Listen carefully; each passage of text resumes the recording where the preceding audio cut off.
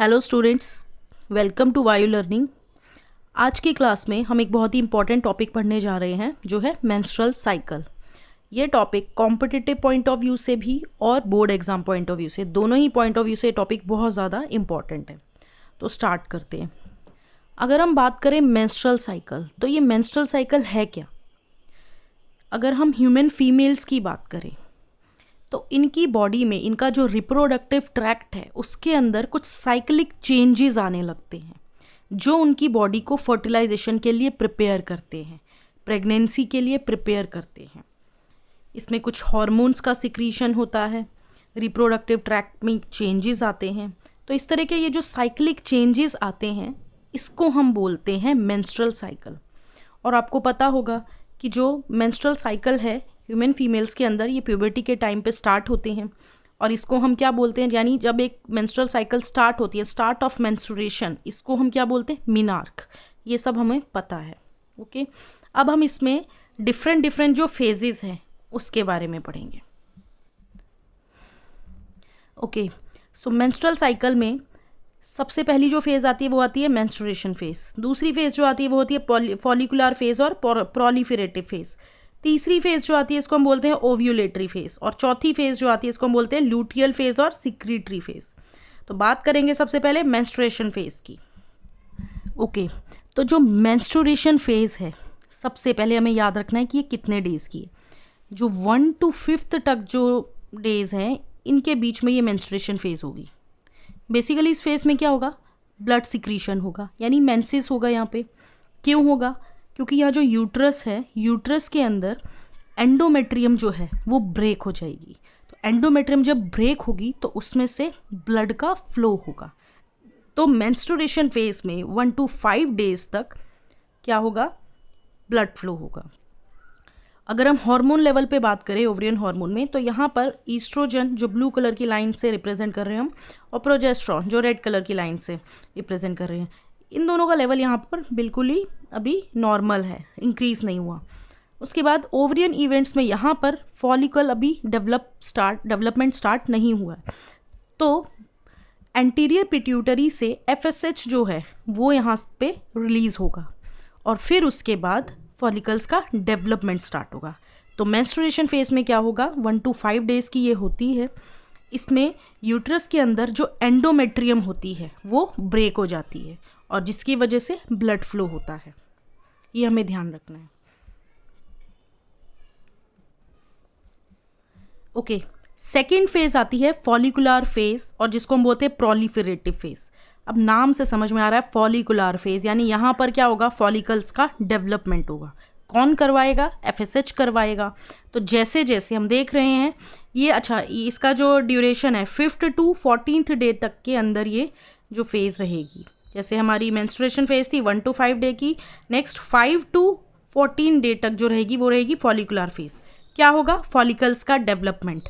अब इसमें क्या है? जो FSH है, जो एंटीरियर पिट्यूटरी से रिलीज हुआ है, वो क्या करेगा? प्राइमरी फॉलिकल डेवलप करेगा, सेकेंडरी फॉलिकल डेवलप करेगा, टर्शरी फॉलिकल, उसके बीच में एक स्पेस और कैविटी आएगी जिसको हम बोलते हैं एंथ्रम, जो हम पढ़ चुके हैं। और ये टर्शरी फॉलिकल फिर कन्वर्ट हो जाएगी एक मैच्योर फॉलिकल जिसको हम बोलते हैं ग्राफियन फॉलिकल। अब यहाँ पर देखना क्या है कि ये जो FSH है, जैसे जैसे फॉलिकल्स का डेवलपमेंट हो गया वैसे वैसे यहाँ जैसे ये ग्राफियन फॉलिकल और मैच्योर फॉलिकल में कन्वर्ट हुआ तो यहाँ पर जो फॉलिकुलर सेल्स थे यहाँ से क्या हुआ? आपने देखा यहाँ पे ईस्ट्रोजन है, इसका लेवल इंक्रीज हो रहा है। तो ये फॉलिकुलर सेल से ये ईस्ट्रोजन रिलीज होगा और ये ईस्ट्रोजन जब बढ़ेगा, इसका लेवल जब बढ़ने लगेगा तो यहाँ पर FSH के लेवल को ये कम करवा देगा, यानी इसकी सिक्रीशन को इनहिबिट करवा देगा। ठीक है, तो ये होगा प्रोलिफरेटिव फेज और फॉलिकुलर फेज में फॉलिकल्स का डेवलपमेंट होगा। वहीं पर फॉलिकुलर सेल्स जो होंगे ग्राफियन फॉलिकल्स के, वो ईस्ट्रोजन सिक्रीट करवाएंगे और ये ईस्ट्रोजन क्या करेगा? LH का रिलीज करवाएगा, ल्यूटिनाइजिंग हार्मोन को रिलीज करवाएगा और जो FSH है उसकी सिक्रीशन को रोकेगा। तो ये होगा फॉलिकुलर फेज में। फॉलिकुलर फेज के बाद जो 14th डे है यहाँ पर आएगी ओव्यूलेटरी फेज। यानी यहाँ पर क्या होगा, ये जो ईस्ट्रोजन है अपना सिक्रीशन और ज़्यादा बढ़ाएगा। यानी जब ईस्ट्रोजन का लेवल बहुत ज़्यादा बढ़ जाएगा उस समय ये प्रोलिफेरेटिव फेज और फॉलिकुलर फेज किस में एंटर हो जाएगी, ओव्यूलेटरी फेज में, जिसको हम 14th डे वाली फेज बोलते हैं। इस 14th डे पे यानी जो ये ओव्यूलेटरी फेज है इसमें ईस्ट्रोजन का लेवल बढ़ गया है, तो ये ईस्ट्रोजन क्या करेगा, रैपिड सिक्रीशन करवाएगा किसका, LH का, ल्यूटिनाइजिंग हार्मोन का। ल्यूटिनाइजिंग हार्मोन, यहाँ पे FSH भी इंक्रीज हो रहा है लेकिन ल्यूटिनाइजिंग हार्मोन बहुत ज्यादा इंक्रीज होगा। और यहाँ पर ये सडन जो इंक्रीज हो रहा है LH का ड्यूरिंग ओव्यूलेटरी फेज और एट 14th डे, इसको हम बोलेंगे LH सर्ज। और ये जो LH है, ल्यूटिनाइजिंग हार्मोन है, ये क्या करेगा, यहाँ पर ओवम रिलीज करवाएगा। लेकिन ध्यान आपको ये रखना है कि 14th डे पे जब ग्राफियन फॉलिकल से ओवम रिलीज होगा तो ये ओवम की फॉर्म में नहीं होगा, ये होगा सेकेंडरी oocyte की फॉर्म में, सेकेंडरी oocyte। तो ये जो ओवम है ये यहाँ पर ग्राफियन फॉलिकल से रिलीज हो जाएगा एट 14th डे। क्यों रिलीज होगा, क्योंकि LH जो है वो रिलीज करवाएगा। ओके, तो ये सेकेंडरी oocyte की फॉर्म में एग जो है वो रिलीज हो जाएगा। और ये जो ग्राफियन फॉलिकल है ये नेक्स्ट फेज में हम बढ़ेंगे, इसका क्या होगा फिर। लास्ट फेज है लूटियल फेज।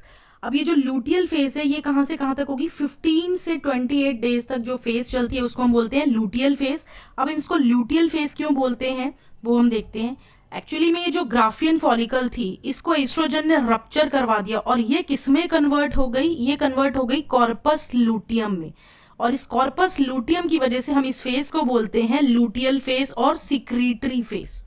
तो यहाँ पर ये ग्राफियन फॉलिकल जो है वो कन्वर्ट हो गई है किसके अंदर, कॉर्पस लूटियम के अंदर।